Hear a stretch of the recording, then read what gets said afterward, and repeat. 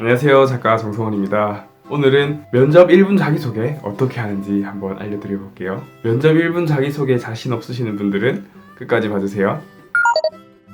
이런 영상들은 되게 많아요. 면접 자기소개 이렇게 하지 마라, 이렇게 하면 망한다, 안녕하세요 지원자 몇 번 누구입니다, 이렇게 하지 말라고 하는 영상들 몇 번 본 적 있으시죠? 저도 취업 준비할 때 그런 거 영상을 되게 많이 봤어요. 근데 실질적인 도움은 안 되더라고요. 그게 무슨 말이냐, 이렇게 하지 마라, 이렇게 하지 마라, 하지 말라는 것들은 많은데 영상에서 이렇게 해라, 이렇게 하면 좋은 점수를 받을 거다, 이렇게 하세요, 이런 영상은 많이 없었다는 거죠. 그래서 조금 안타까웠어요. 그래서 저는 이렇게 했으면 좋겠다라고 한번 말씀을 드려볼게요. 먼저 제가 했던 1분 자기소개 한번 들려드려볼게요. 저는 이렇게 했었어요. 삼성탈레스 만나서 반갑습니다. 안녕하십니까, 기계설계 지원자 정성원입니다. 저는 삼성탈레스에 입사하기 위하여 두 가지를 준비하였습니다.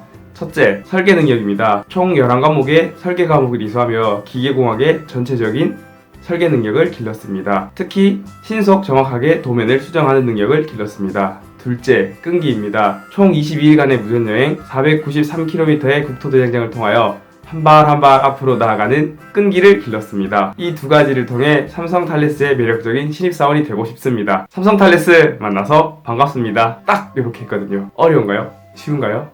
몇 초 걸렸는지 모르겠는데 저는 이렇게 했어요. 그래서 제 얘기를 예시로 들어서 이렇게 해라는 거를 한번 설명드려 볼게요. 첫 번째로 그냥 드리고 싶은 말씀 다 드려볼게요. 첫 번째로 1분 자기소개서는 길면 안 된다. 절대 길면 안 돼요. 저는 한 45초에서 1분도 길어요. 한 40초에서 50초 사이로 끊어주는 게 좀 좋다고 생각을 하거든요. 왜냐하면 많은 사람들이 맨날 똑같은 이야기를 해요. 한곡 반복처럼 그런 거 계속 듣는 거 있잖아요. 뭐 나는 뭘 잘했고, 나는 어떤 걸 준비했고, 난 뭘 잘했다, 그런 이야기를 하루에 면접관들은 그 이야기를 계속 듣습니다. 그러니까 특별한 소재라도 참신하지 않게 들릴 수가 있다는 거예요. 아주 평범하게 들릴 수도 있다는 겁니다. 그래서 그거를 어떻게 하면 머릿속에 꽂히게 할 것인가를 고민했을 때 저는 딱 이게 해결책이라고 생각을 했어요. 짧게 해라. 내가 하고 싶은 말만 하라는 거예요. 그래서 저는 두 가지 말하는 걸 추천드리는데, 1분 자기소개서를 할 때 첫 번째로는 내 직무에 있어서 강점, 두 번째 내 인성적인 성격에서의 강점, 두 가지라고 생각했어요. 저는 기계공학적인 설계 능력이랑 끈기라고 두 개를 밀었는데요. 사실 그랬어요. 이때까지 살았는 게 몇 년인데 뭘 말해야 될지 모르겠잖아요. 그래서 뭘 말해도 좀 부자연스러울 것 같은 거예요. 그래서 뭐든 다 말하고 싶고, 근데 다 말하자니 장황하고 길어지고, 그래서 그 중에서 핵심만 두 가지를 꼽자니 뭐가 맞을지 고민을 했는데, 제가 기계 설계 직무에 지원했었거든요. 기계 설계 직무에 지원했을 때 제일 좋다고 생각했는 역량은 설계였어요. 그러니까 내가 설계를 잘한다, 11과목이라는 설계 과목이 뭔지를 제가 성적표를 보고 뽑아서 내가 설계 과목을 몇 과목 들었는지 세어봤거든요. 그러니까 11과목이더라고요.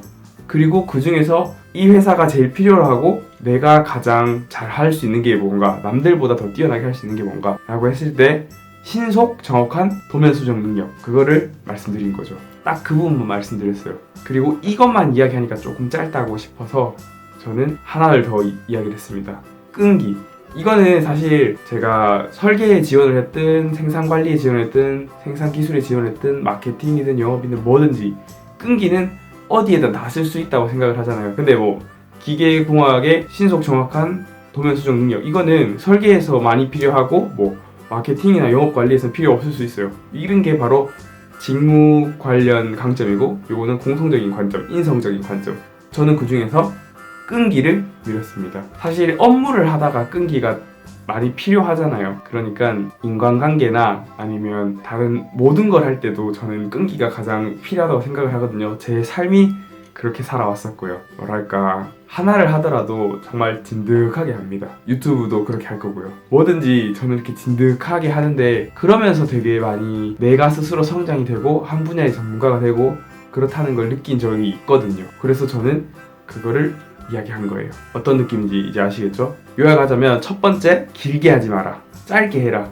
짧게 할 때는 2개 정도면 좋다, 이렇게 갈게요. 1분 자기소개는 40초에서 50초 사이로 정리해라. 그리고 1분 자기소개할 때 두 번째 팁, 직무에 대한 강점은 반드시 어필해라. 사실 제가 공대생이라서 그런지 잘 모르겠는데 각각의 사람마다 각각의 부서마다 해야 될 일이 정해져 있다고 저는 생각을 하거든요.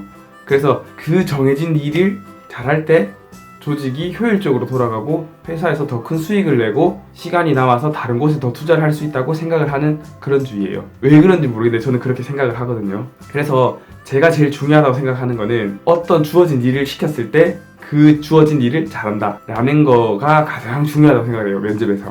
근데 주어진 일이 뭐냐? 모르는가? 아니라는 거죠. 저는 직무 공부를 하면, 회사 공부를 하면 내가 지원하는 회사에, 내가 지원하는 부서는 어떤 일을 하고 주된 업무는 어떤 것이 있고 부가적인 업무는 어떤 것이 있으면 일상적인 업무는 어떤 것이 있는지를 정확하게 알 수 있다고 저는 생각을 합니다. 그래서 그거를 알고 내가 그걸 잘한다, 그 일을 잘한다 라고 이야기하는 게 제일 중요하다고 생각을 해요. 무슨 말인지 아시겠죠? 두 번째 팁은 무조건 직무에 있어서 강점이 있다.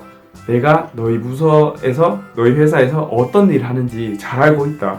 그리고 나는 그 일을 잘한다. 이렇게 말씀하시라는 거예요. 아시겠죠? 그리고 저는 세 번째 팁을 드리자면 이걸 말씀드리고 싶어요. 무리수를 두지 않아도 됩니다. 무리수라는 게 어떤 거냐면 그냥 몇 번 지원자 누구라고 그냥 이야기해도 돼요. 뭐 기타 뭐 블라인드나 여러 가지가 있겠지만 뭐 이름을 말하면 안 되거나 뭐 학교나 학과를 말하지 않는 뭐 그런 것도 있겠지만 저는 그냥 뭐 무리수를 두는 그런 거 있잖아요. 뭐 저는 뭐 토끼와 같습니다, 거북이와 같습니다 이런 거 말고 뭐 에너자이저입니다 뭐 여러 가지 있잖아요. 무리수를 두지 않아도 된다고 생각을 해요. 근데 저는 저번에도 한번 영상 찍어서 올렸었는데 제일 중요하다고 생각하는 게 첫 번째, 인사는 무조건 해야 됩니다. 그래서 저는 반갑습니다 라고 인사를 시작했었죠. 삼성탈레스 만나서 반갑습니다 이렇게 인사를 하고 시작을 했는데요. 그 다음에 삼성탈레스 만나서 반갑습니다, 안녕하십니까, 기계 설계 지원자 정성원입니다 이렇게 이야기를 했잖아요. 그래서 인사는 빼먹지 말되 너무 오버스럽게 안 가도 돼요. 너무 과하게 그렇게 안 해도 돼요.